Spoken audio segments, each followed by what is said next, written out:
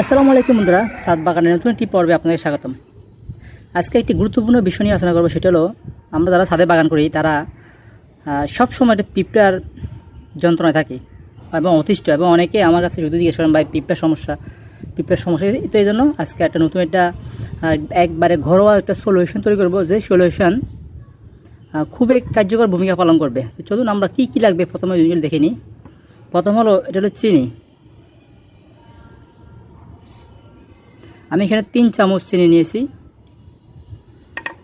এরপর লাগবে পরিমাণ মতো পানি, এবং মোস্ট ইম্পর্ট্যান্ট যে উপাদান হলো boric powder, boric acid boric.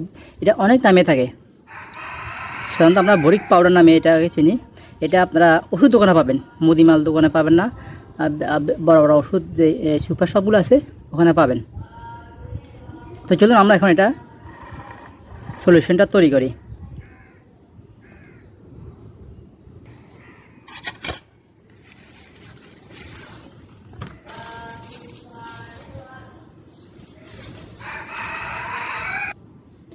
অনুপাতগুলো একটু লক্ষ্য করুন। 3 চামচ চিনি, 3 চামচ দেব আমি এই বরিক পাউডার মিক্স করব,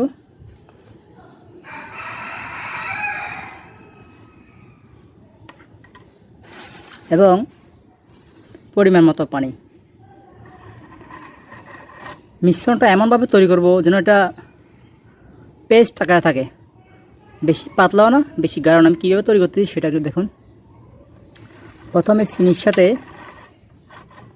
এগুলো মিক্স করে নিব।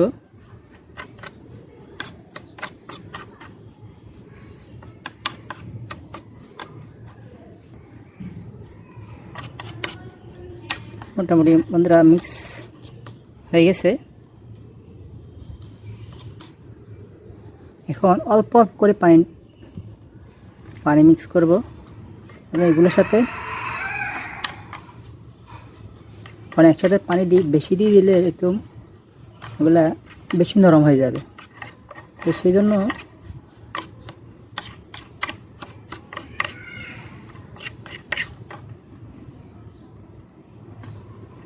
চিনি দেওয়ার কারণ হলো যেন পিঁপড়া এগুলা খায়। শুধু খাবে না, তারা এগুলো খাবে এবং খেয়ে যাওয়ার সময় তাদের যে কলোনি আছে এই কলোনিতেও নিয়ে যাবে, এবং পিঁপড়াদের যে রানী আছে সে রানীর জন্য নিয়ে যাবে, রানীও খাবে। সাথে সাথে পিঁপড়া মারা না গেলেও 24 ঘন্টার মধ্যে পিঁপড়াদের পুরা কলোনি শেষ হয়ে যাবে ইনশাল্লাহ।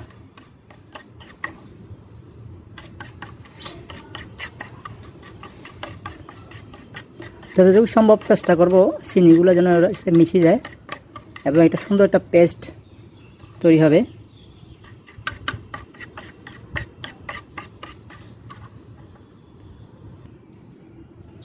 বন্ধুরা, আমার মিশ্রণটা তৈরি হয়ে গেছে।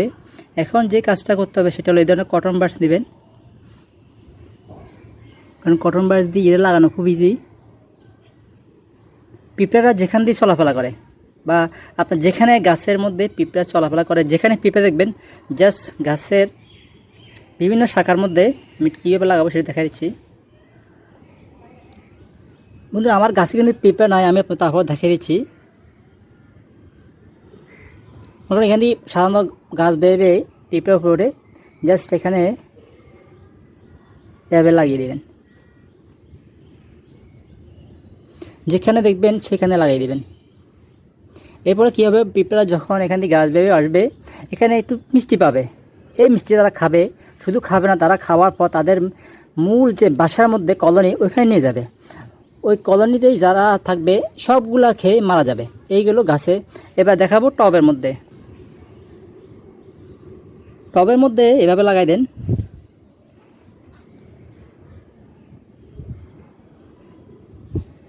টবের চারপাশে এভাবে করে লাগাই দিবেন। এটা